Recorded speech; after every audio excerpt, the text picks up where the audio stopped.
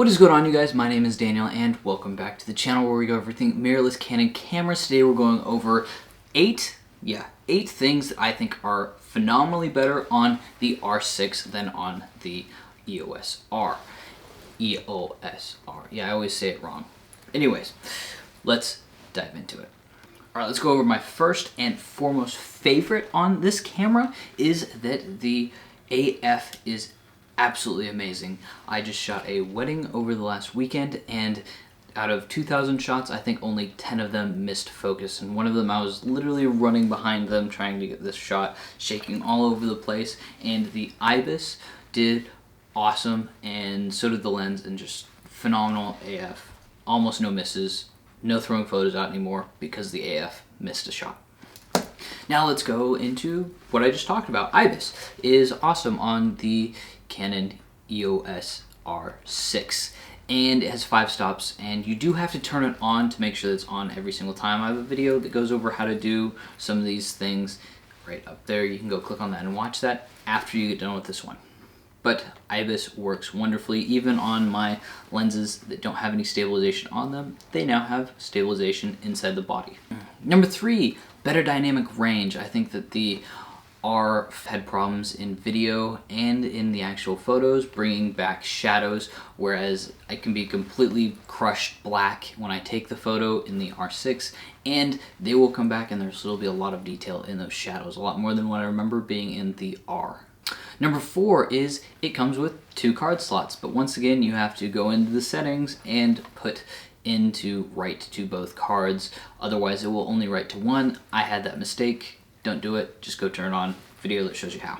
Next one is the joystick on the back of it. I quite enjoy using the joystick rather than touching the screen all the time, because touching the screen makes it dirty, and that's not so great. When you're out shooting, you want that screen to be nice and clean, so using the joystick to get through the not the viewfinder, but through the actual menu system is nice. I don't use it for much else, and is a huge improvement over that little bar thing. I don't even remember what it was supposed to be for or anything like that. I think some people use it for white balance.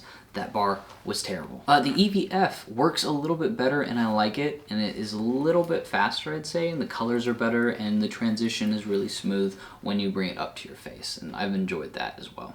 30% more battery life. So obviously you can buy these batteries and put them into your regular EOS R, and you'll get the extra 30%, but they come shipped with the Canon R6, which is awesome because I shot most of this wedding on one battery. So as I've been going through this, I've just been thinking of even more things as we go through this, and higher frame rates. You can shoot up to 21 frames in a second in stills, and that's awesome. That's a really good one.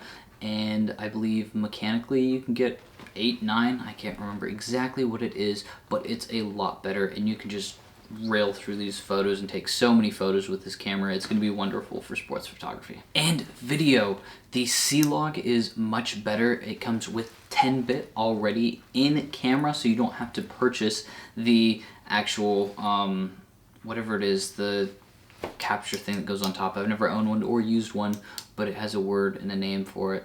But you don't have to get one of those to do 10-bit, whereas if you have just the R, you will have to have an external recorder to be able to shoot that 10-bit.